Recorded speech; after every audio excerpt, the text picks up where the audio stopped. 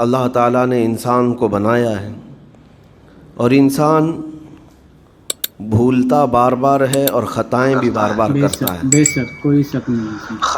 خطا کرنے والا اور بھول جانے والا اللہ کی بارگاہ میں ایسا نہیں ہے کہ وہ ہمیشہ کے لیے ناکارہ ہے، بلکہ اللہ تعالیٰ نے اسے زندگی میں بار بار موقع دیے ہیں کہ تو اپنی خطاؤں سے اور اپنی بھول سے پھر سے دوبارہ اپنی اچھی زندگی میں آ جا، اور اسی کو ہم توبہ کہتے ہیں۔ توبہ کا جو آپشن رکھا گیا ہے انسانوں کے لیے، مسلمانوں کے لیے خاص طور پر، بہت ہمت والا ہے دروازہ ہے، بہت ہمت والا دروازہ ہے۔ اور اسی وجہ سے حدیث پاک میں یہ ہے کہ گناہ کرتا ہے بندہ، پھر توبہ کرتا ہے، پھر گناہ کرتا ہے، پھر توبہ کرتا ہے، یہ کرتا رہتا ہے۔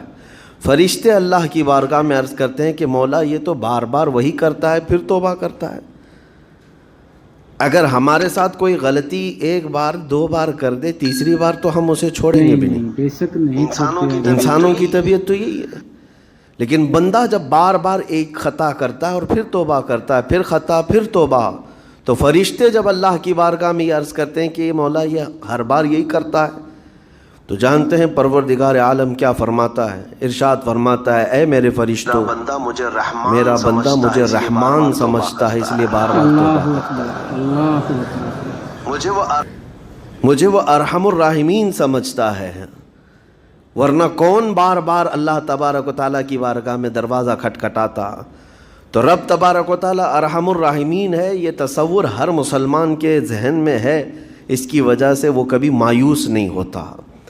اور شیطان کا سب سے بڑا حربہ کیا ہے جانتے ہیں آپ؟ سب سے بڑا بہکانے کا اور گمراہ کرنے کا اور ہمیشہ گناہوں میں ملوث رکھنے کا سب سے بڑا آلہ، کہ بندے کو سب سے پہلے نا امید کرتا ہے، اب تیرا کیا ہوگا، تو بہت برباد ہو چکا ہے۔ یہ جو خیال شیطان ڈالتا ہے دل میں، اس کے بعد پھر وہ بندہ جری ہو جاتا ہے، اب میرے توبہ سے بھی کچھ ہونے والا نہیں ہے، جو جس طرح زندگی چل رہی چلنے دو، ارے 50 سال ہو گئے اب تک میں یہی کرتا رہا، اب کیا سدھروں۔ یہ جو خیالات ہے یہ شیطان ڈالتا ہے تاکہ اس کی کفر پر موت ہو جائے، تاکہ وہ ہمیشہ گناہوں کی موت مرے۔ نا امیدی جو ڈالتا ہے شیطان، اب میرے ساتھ کچھ ہونا نہیں ہے۔ نہیں میرے عزیزو، رحمت عالم صلی اللہ تعالیٰ علیہ وسلم کی بارگاہ میں کیسے کیسے لوگ آئے اور ارحم الراحمین نے ان کی توبہ قبول کی۔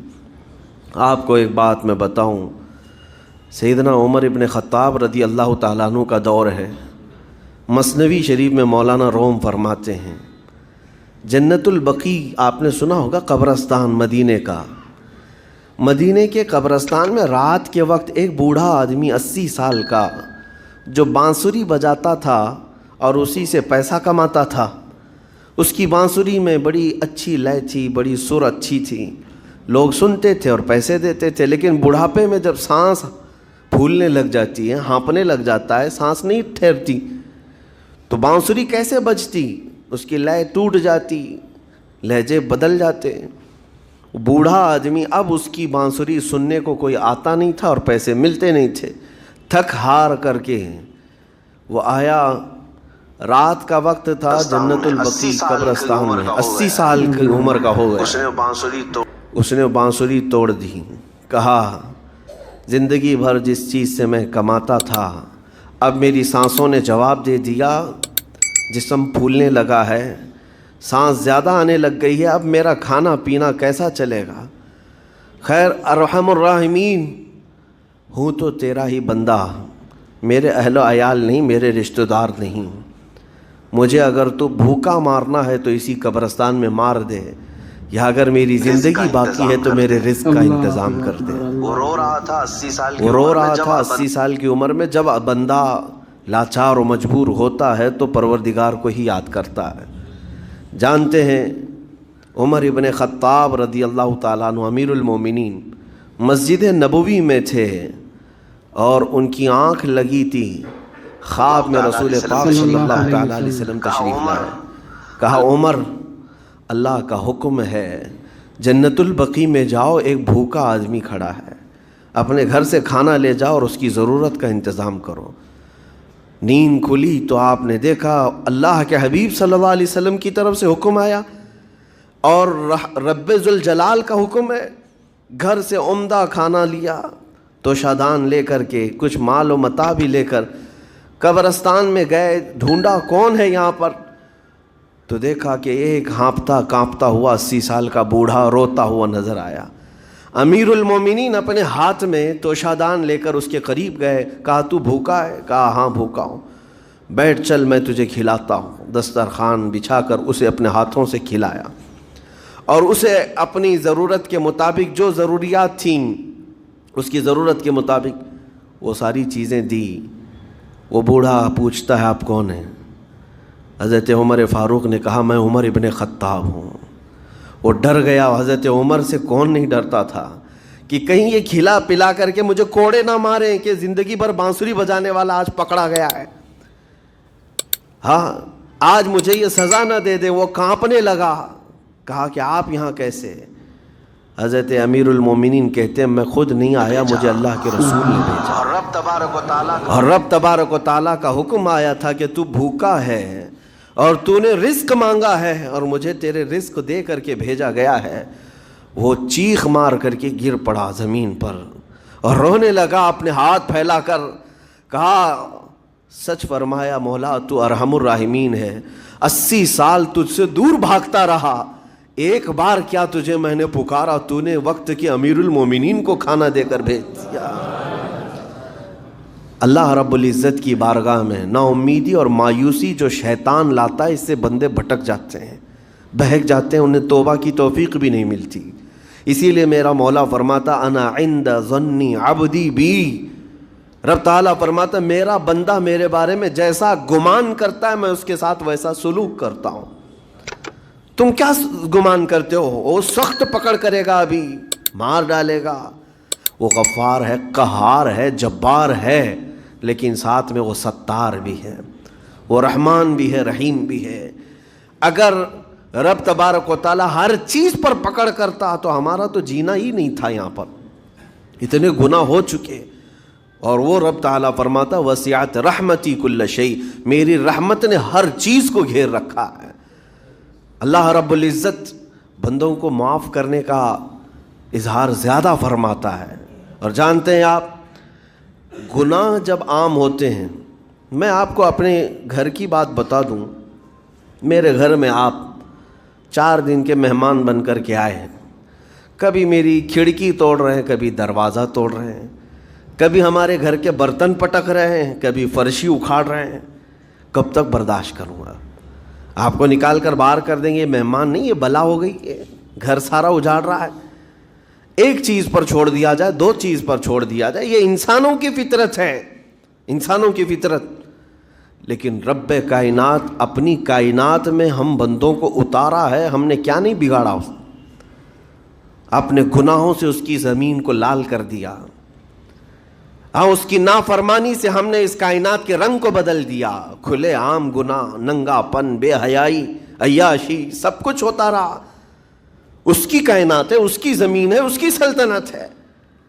اور ان گناہوں کی وجہ سے جانتے ہیں آپ سمندر اللہ کی بارگاہ میں عرض کرتا ہے کہ مولا تو مجھے اجازت دے دے, میں ایسی طغیانی لاؤں گا کہ یہ سب ہلاک ہو جائیں گے. ہوائیں اللہ سے اجازت مانگتی ہیں تو مجھے شدت دے دے, میں اتنا تیز اڑاؤں گی کہ ان کے پرخچے اڑ جائیں. لیکن جانتے ہو اللہ کی طرف سے جواب کیا آتا ہے؟ سمندر کو بھی رب تعالیٰ فرماتا ہے, ہواؤں کو بھی کہتا ہے رب تعالیٰ رک جاؤ, میں میرے بندوں کے انتظار میں ہوں, میرے بندوں کی توبہ کے انتظار میں ہوں کہ میرے بندے میرے پاس لوٹ آئیں گے. اسی لیے اللہ کے حبیب صلی اللہ تعالیٰ علیہ وسلم ارشاد فرماتے ہیں اللہ تعالیٰ کو سب سے زیادہ خوشی کس بات کی ہوتی ہے جانتے ہیں؟ رب تعالیٰ اپنے بندوں سے کب خوش ہوتا ہے؟ مثال دے کر کے میرے آقا نے فرمایا, مثال دے کر سمجھایا. صحرا میں, ڈیزرٹ میں ریتیلے میدان ہوتے ہیں, اس کا سفر بڑا ڈینجر ہوتا ہے. آج بھی ڈیزرٹ ہیں بہت سارے, سہارا ڈیزرٹ کا نام سنا ہوگا آپ نے. ہم گئے ہیں 200-250 کلومیٹر تک آپ چلتے رہو گاڑی, نہ ایک درخت نظر آتا ہے, نہ پہاڑ نظر آتا ہے, نہ گھر نظر آتا ہے, کچھ بھی نہیں. اس طرف میدان ریت کا اور آسمان لگا ہوا دکھتا ہے, ادھر بھی آسمان. تنہا ہم اکیلے نظر آتے رہتے ہیں. صحرا کا جو سفر ہوتا ہے بہت کٹھن ہوتا ہے. نبی پاک صلی اللہ تعالیٰ علیہ وسلم مثال دیتے ہوئے ارشاد فرماتے ہیں ایک بندہ اپنی اونٹنی لے کر اس پہ ساز و سامان لے کر کھانے پینے کا صحرا کے سفر پر تھا, اور صحرا میں کھانا پانی بہت مقدار میں لی جاتی ہے کیونکہ کچھ ملتا نہیں, اور جلد سے جلد وہاں سے سفر گزار کر کے آنا. ایک بار اگر راستہ بھٹک گیا موت ہو جاتی, وہاں پہ راستہ ملے گا نہیں. جس طرف بھی جاؤ تو لگے گا سیدھا ہی چل رہا ہوں, ڈائریکشن ہی نہیں پتہ ہوتے صحرا میں. حضور پاک صلی اللہ علیہ وسلم فرماتے ہیں ایک بندہ صحرا کے سفر میں اپنی اونٹنی کے ساتھ ساز و سامان لے کر سفر پر تھا. بیچ راستے میں اسے نیند آئی, سویا, سو کر کے اٹھا تو دیکھا اس کی اونٹنی ساز و سامان کے ساتھ غائب ہے. صحرا میں, بیچ صحرا میں.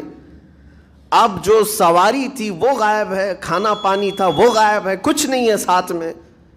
گھبرا گیا, پریشان ہوا, اپنی اونٹنی کو ڈھونڈتا ڈھونڈتا تھک گیا. کبھی ادھر کبھی ادھر, کبھی ادھر کبھی ادھر, ہر جگہ کہیں کوئی نشان نظر نہ آئے. اور جب سواری نہیں ہے تو اب کئی 100 کلومیٹر کا بغیر کھانے پینے کے کیسے سفر کرتا. تھک ہار کر کے دوسرا دن ہو کہ تیسرا دن ہو, ایک جگہ وہ بندہ سو گیا. پھر سے سو گیا, اب راستہ بھی نہیں ملتا. سویا تو نیند سے اٹھا جب تو دیکھا اس کی اونٹنی بھی موجود ہے, اس کا ساز و سامان. یہ مثال ہے, یہ مثال ہے, یہ مثال ہے میرے آقا صلی اللہ علیہ وسلم. صحابہ سے اب پوچھتے ہیں اے میرے صحابہ بتاؤ اس بندے کو جو صحرا میں گمشدہ اونٹنی جس کی مل جائے اسے خوشی کتنی ہوگی. صحابہ کہتے ہیں یا رسول اللہ اس کی تو جان میں جان آ گئی, کیونکہ وہ جانتے تھے صحرا کا سفر کیا ہوتا ہے. کہا سب سے زیادہ اسے خوشی ہوگی کہ اس کا کھویا ہوا سامان مل گیا, کھوئی ہوئی سواری مل گئی. میرے آقا صلی اللہ علیہ وسلم فرماتے ہیں گم شدہ اونٹنی کے ملنے پر جیسے اس مسافر کو خوشی ہوئی, اس سے کئی زیادہ بڑھ کر کے رب تعالیٰ کو اس وقت خوشی ہوتی ہے جب ایک گنہگار بندہ واپس توبہ کر کے اس کی بارگاہ میں آتا ہے. رب تعالیٰ کی بارگاہ